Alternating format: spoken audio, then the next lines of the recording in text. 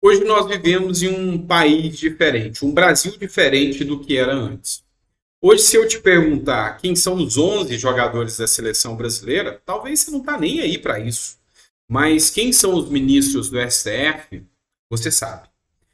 O fato é que teve mudança hoje no STF e os olhos do brasileiro estão voltados para a política, para política.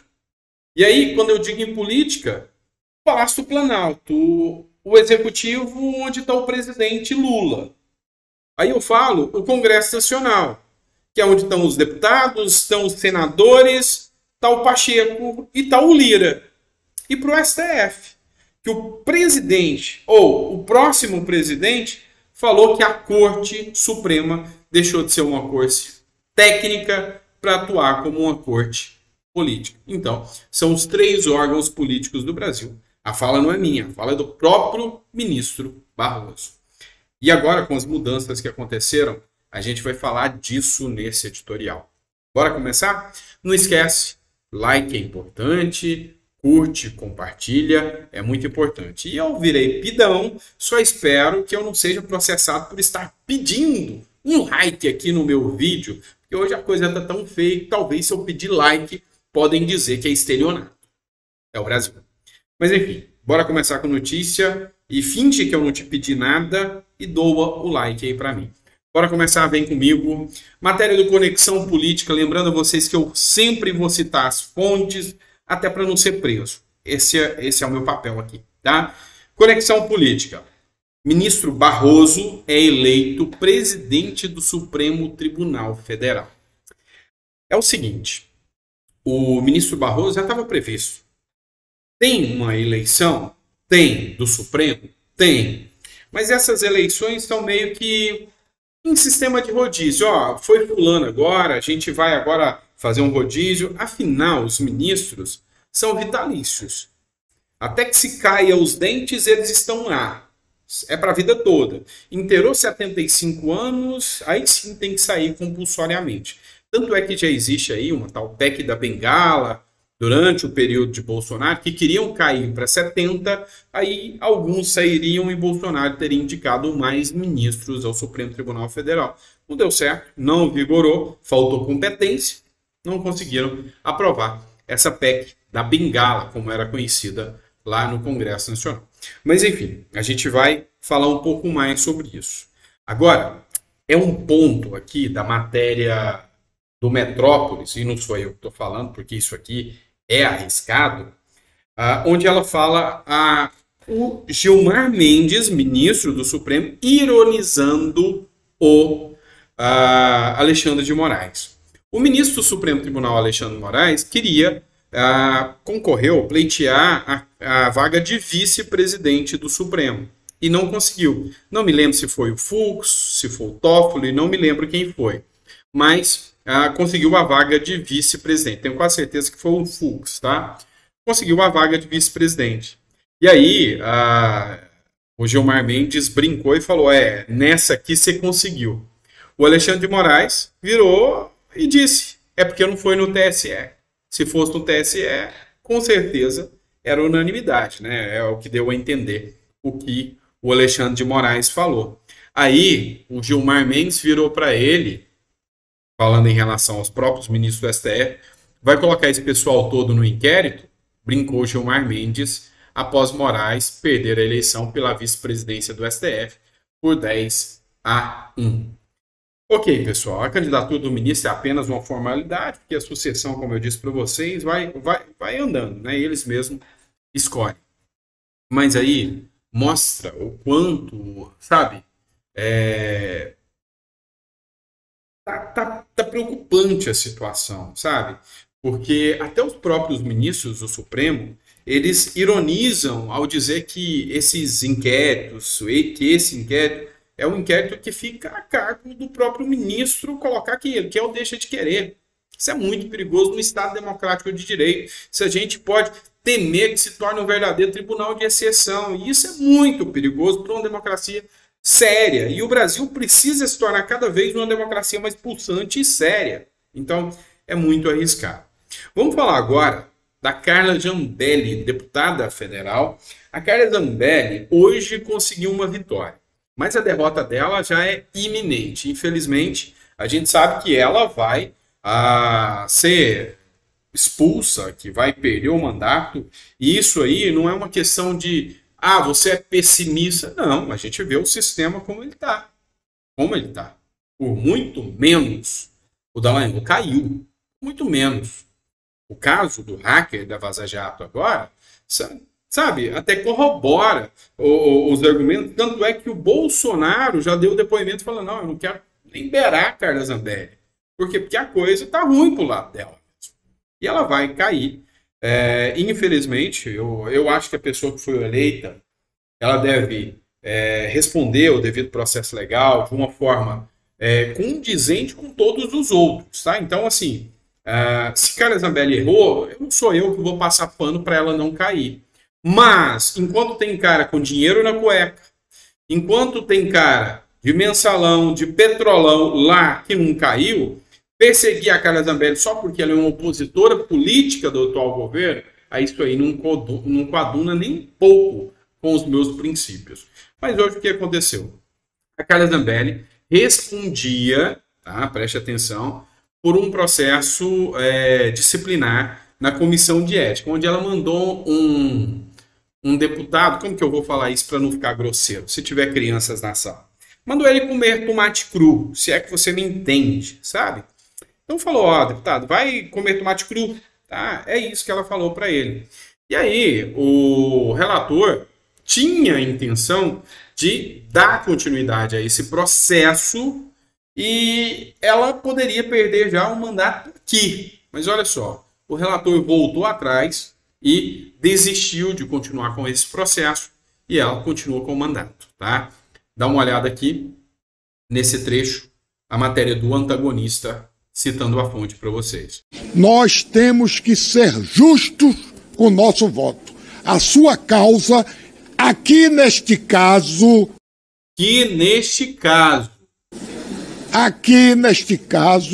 Repetiu, aqui neste caso. Está pela inadmissibilidade. Queria então só pedir aos meus pares que, por favor, acompanhem o relator. Como eu disse na reunião passada, eu acho também, concordo com meu amigo Luciano Vieira, que a gente tem que acalmar os ânimos, presidente, nessa casa. Acho que esse ano a gente começou, todos nós, com os ânimos muito exaltados. Eu admito que eu comecei também com ânimo exaltado, mas hoje já vejo de uma outra maneira. Acho que a gente pode fazer um embate de ideias sem atacar pessoas. Inclusive, é o que meu padrinho, Dr. Ives Gandra Martins, sempre fala. E realmente não quis ofender o Duarte, não foi nem minha intenção na minha fala, então eu só peço, por favor, aos meus pares que por favor, me ajudem a manter essa inadmissibilidade. É isso, pessoal. E aí, logo depois, todos votaram a favor do relator, após o relator mudar o voto, lembrando que ele mudou o voto, tá? O Conselho arquiva a denúncia contra a Zambelli.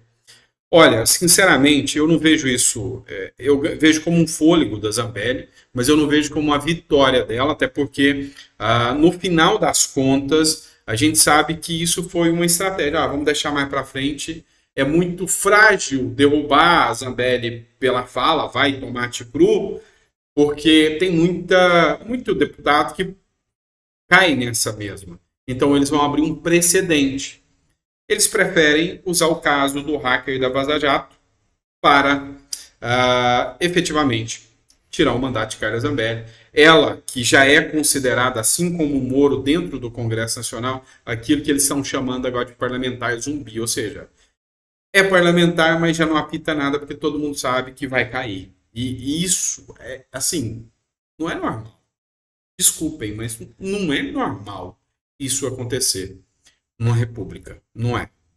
Vamos lá, pessoal. Eu estou fazendo a cobertura completa da CPMI do dia 8 de janeiro e só para deixar claro para vocês, hoje muitas pessoas queriam que eu desse posicionamento. O que aconteceu na CPMI foi cancelada, tá, pessoal? Mas só por essa semana, tá? Foi essa semana, teve o cancelamento das reuniões da CPMI, foi a pedido do deputado Arthur Maia, foi a partir do pedido do Arthur Maia, que teve o cancelamento essa semana, mas ela será retomada, tá? É bem provável que será retomada já a partir de terça-feira. E a gente traz aqui a análise do conteúdo para vocês, tá bom?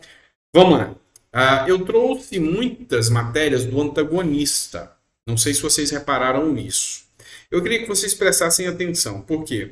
Porque o antagonista está sendo, sabe, coerente nas matérias que ele vem trazendo.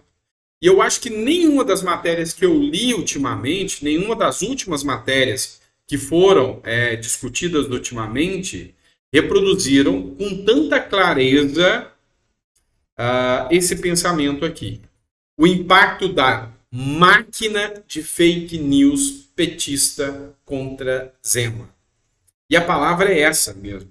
É uma verdadeira máquina de fake news que ataca, que atinge, que parte para cima dos seus adversários como se não houvesse amanhã. E aí, todo mundo silente. Vamos calar, gente. Porque é pela democracia. Ninguém confia mais nisso. Ninguém acredita mais nessa narrativa de que a fake news pode ser feita pela democracia. Isso não está mais convencendo. Quer um exemplo? Saíram algumas matérias dizendo que o deputado Nicolas Ferreira agiu com homofobia contra a Nízia, que é a ministra da Saúde. E aí, eu vou postar esse trecho e eu queria que vocês assistissem comigo esse trecho da fala do Nicolas Ferreira. E aí, é vocês que vão dar o seu depoimento aqui, se vocês concordam ou não. Essa postagem, a fonte é do Instagram do Nicolas Ferreira, tirado da TV Câmara, né, na oitiva da ministra da Saúde, e ele escreveu o seguinte: aborto, maconha e hormônio para criança e pessoas que menstruam. Eu expus a canalice dessa gente. Ouça, e aí o posicionamento é seu. Nízia, um dos motivos que a senhora está aqui hoje é para comentar a respeito da resolução de 715 de 2023, que foi assinada, né, pela senhora, conforme está aqui, que ao invés de ser uma orientação estratégica, né, para o plano plurianual e o plano nacional de saúde do período de 2024 a 2027, mas me parece, né, um papelete, né, ridículo escrito por DCE de esquerda da Federal. Isso, por que eu digo isso? No ponto aqui 44, você tem, ao invés, né, do Conselho Nacional de Saúde estar preocupado aí com a estrutura de hospital, com pessoas morrendo, né, nas filas de hospitais, precisando de insumo, está preocupado com redução da idade de início de hormonização para 14 anos. Pode ser receber ali hormonização para ou virar um homem ou virar mulher, ter ali mais progesterona ou ter mais testosterona. E eu gostaria de perguntar, né, para a Nízia, né, por mais que ela não tenha nenhuma formação em medicina, mas tem aqui, né, um doutorado em sociologia, creio que seja uma pessoa inteligente, se ela, né, se essa resolução que foi assinada aqui pela senhora, se de fato, o que eu falei que ela é inteligente? Você quer que eu fale o contrário? Da ministra, né, se ela acredita que essa criança de 14 anos ela tem condição e se ela pode fazer isso com o seu consentimento dos pais. E houve um homem que esteve aqui um dia dizendo exatamente isso. O nome que é hoje que dá pavor em todos vocês aí chama Jair Messias Bolsonaro, que deixou bem claro, que falou: olha, vocês querem sexualizar as criancinhas, exatamente o que está acontecendo aqui através do Conselho Nacional de Saúde, que foi assinado pela senhora. No ponto aqui 45 diz, olha isso aqui, que bizarro. Garantir os direitos sexuais e os direitos reprodutivos das mulheres, meninas e as pessoas que podem gestar. Você já viu algum homem ter condição de gestar ou a senhora acredita que o homem tem essa capacidade, ministra? Tendo por base a justiça reprodutiva e a atenção à saúde, segundo os princípios do SUS, considerando, presta atenção, os direitos das pessoas que menstruam.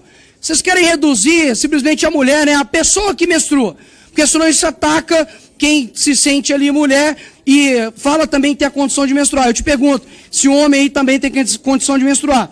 E por fim a senhora disse aí que, né, o teu ministério, que você vai se adequar às questões que já estão previstas em lei de legalização do aborto, mas a senhora assinou uma resolução que diz que para poder combater as desigualdades estruturais, a solução seria como? Legalização do aborto e a legalização da maconha do Brasil. Agora pode colocar os seus 66 acompanhantes para poder te aplaudir depois que a senhora terminar de falar. Obrigado.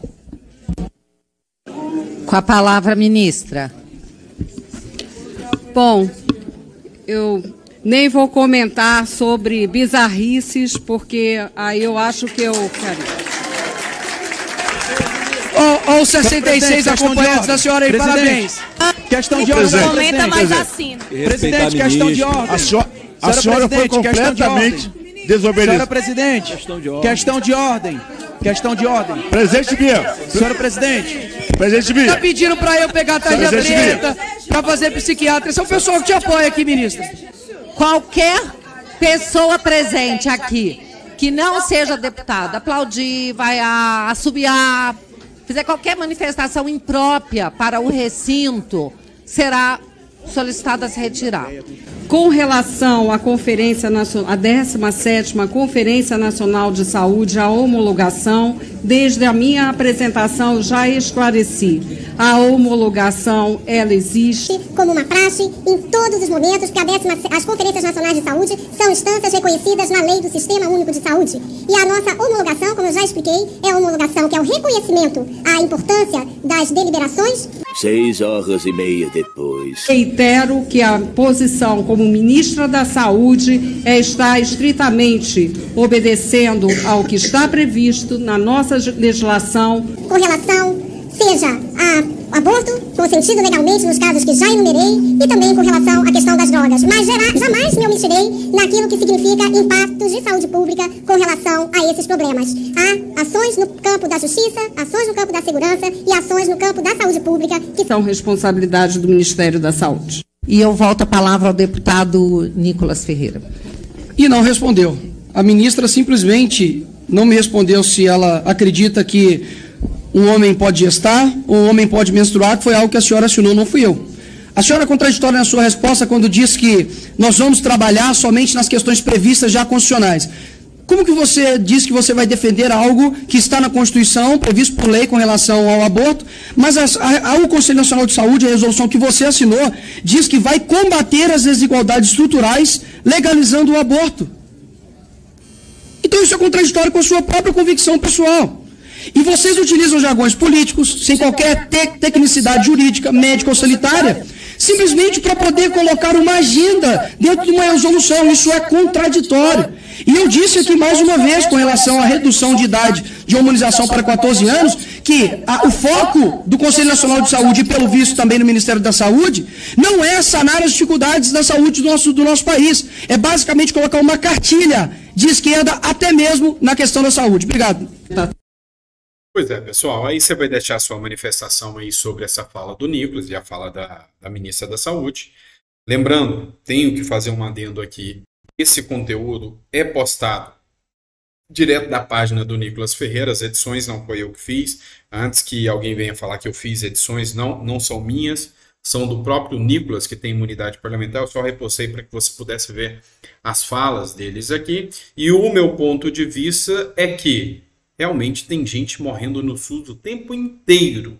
Realmente tem gente esperando mais de 8 mil pessoas na fila do SUS para fazer a cirurgia que o Lula vai fazer na bacia, no Albert Einstein, pago com o nosso dinheiro. Então, convenhamos, aborto, liberação das drogas, na resolução 715, isso não me representa. Me representaria muito mais, mas absolutamente mais, agilizar a fila do SUS, da saúde de qualidade, não deixar que aconteçam corrupções estrondosas dentro da saúde, que é um dos maiores focos de corrupção hoje do Brasil, é dentro da área da saúde, é compra de insumos, de medicamentos superfaturados, isso sim me representaria. E esse assunto, essa conversa, sabe, já deu, né? Acho que a gente precisava preocupar efetivamente naquilo que atinge diretamente a grande massa da população brasileira.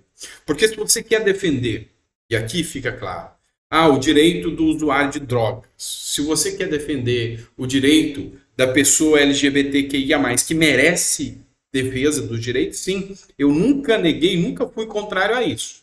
Deixando muito claro, tenho N amigos aqui que têm essa opção e que são pessoas maravilhosas.